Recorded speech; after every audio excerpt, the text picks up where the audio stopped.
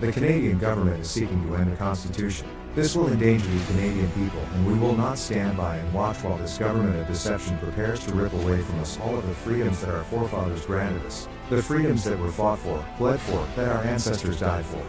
We must ensure that blood was not shed in vain, that their lives were indeed lost for a great nation that is not yet lost. We refuse to let the Canadian government destroy our way of life. The Canadian government insists on labeling us as terrorists, racist, misogynistic, and our views do not matter or are unacceptable, and that we do not have a choice what we want to be put into our bodies or injected. They are saying we do not have a choice.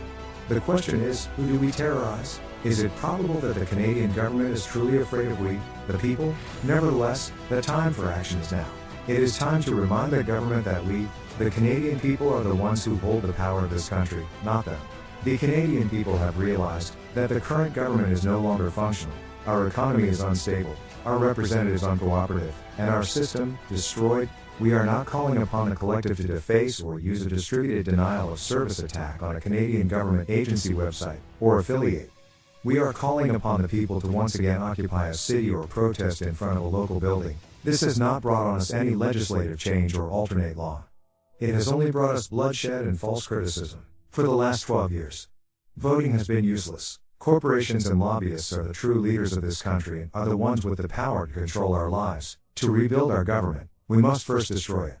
Our time for democracy is here. Our time for resolution is here. This is Canada's time for revolution. To restore our constitutional rights, to once again be free. Therefore, Anonymous along with the Canadian people have decided to openly declare war on the Canada's government. This is a call to arms. We call upon the citizens of the Canada to stand beside us in overthrowing this corrupted body and call upon a new era. We refuse to be a police state. We refuse to be brutalized and dehumanized by the very people our tax dollars fund to protect our cities and streets. We will not allow the government to control our destiny, our right to build a life for ourselves. We demand freedom from government control, taxation, repossession and death. You will not come to our doors and take our guns, our property. You will not force the citizens of this great country to participate in the unlawful act of government-mandated healthcare. We the people refuse to put in your control our health, our bodies, our minds, our lives. We will not grant permission for the government to deploy drones over our homes and communities. We must end the Federal Reserve. A private central bank should not issue our currency, set interest rates and run our economy. Rather, we need to return control over the currency to the Canadian people where it belongs. You, the Canadian government, have overstepped your privileges for the last time. Our peaceful actions, patience and restraint have been demonstrated as we watched and waited for our Congress and representatives to speak for the Canadian citizens and protect us from the tyrant that sits in the Oval Office and happily strips the Canadian people of our rights, one by one, executive order by executive order. We have waited long enough. The Declaration of Independence establishes the supremacy of the people and the right and duty to defend the rights of the people over the acts of the government.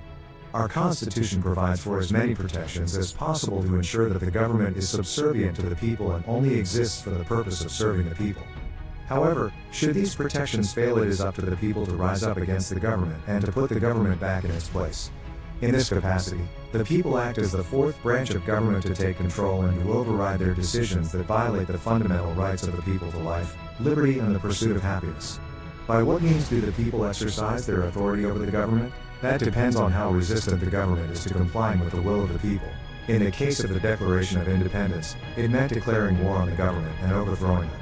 This is obviously a last resort after taking other steps less harsh. Have we not tried? It is clearly the right and the duty of the Canadian people to overthrow the government in order to restore Canada as a government to serve the people. This is clearly established in historical precedent. This is that time. We have exhausted every other option. Our government has ignored us. Rieplo. Anonymous is for freedom.